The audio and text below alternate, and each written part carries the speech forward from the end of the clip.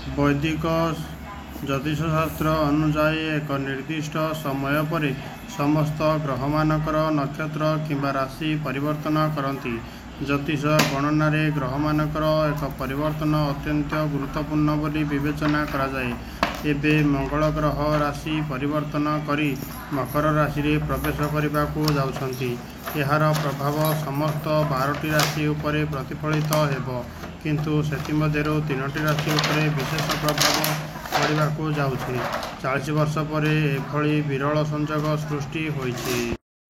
ମେଷ ରାଶି। ମଙ୍ଗଳ ଗ୍ରହଙ୍କ ରାଶିର ପରିବର୍ତ୍ତନ ହେତୁ ମେଷ ରାଶିର ଲୋକଙ୍କ ପାଇଁ ଅତ୍ୟନ୍ତ ଶୁଭ ବୋଲି ପ୍ରମାଣିତ ହେବ।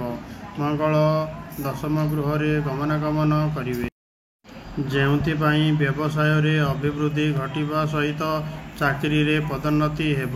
ସମାଜରେ ସମ୍ମାନ ବୃଦ୍ଧି ପାଇବ ଏବଂ ଆୟର ନୂତନ ରାସ୍ତା ଖୋଲିଯିବ। ବିଛା ରାଶି। ମକର ରାଶିରେ ମଙ୍ଗଳ ଗ୍ରହର ଗମନାଗମନ ସହିତ ବିଛା ରାଶିର ଲୋକଙ୍କ ପାଇଁ ଭଲ ଦିନ ଆରମ୍ଭ ହେବ। ସାହସ ଏବଂ ପରାକ୍ରମ ଭାବ ବୃଦ୍ଧି ପାଇବ। ପରିବାର ଲୋକଙ୍କଠାରୁ ସମର୍ଥନ ମିଳିବ। ବ୍ୟବସାୟରେ ଲାଭବାନ ହେବା ସହିତ ବିଦେଶ ଯାତ୍ରାର ସୁଯୋଗ ବି ରହିଛି। ଏଥିସହିତ ଦୀର୍ଘଦିନ ଧରି ବାକି ଥିବା କାର୍ଯ୍ୟ ସମ୍ପୂର୍ଣ୍ଣ ହେବ। ଧନୁ ରାଶି। ମଙ୍ଗଳ ଗ୍ରହର ରାଶିର ପରିବର୍ତ୍ତନ ଧନୁ ରାଶିର ଲୋକଙ୍କ ପାଇଁ ଅତ୍ୟନ୍ତ ଲାଭଦାୟକ ବୋଲି ବିବେଚନା କରାଯାଏ।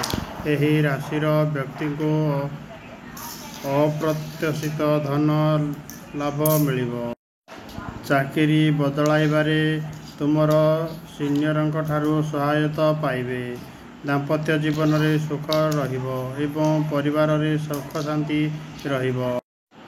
ଏଠାରେ ଦିଆଯାଇଥିବା ତଥ୍ୟ ଏକ ସୂଚନା ଉପରେ ଆଧାରିତ। ଏହାକୁ ଆମ ଚ୍ୟାନେଲ ବିଶ୍ୱାସ କରେ ନାହିଁ।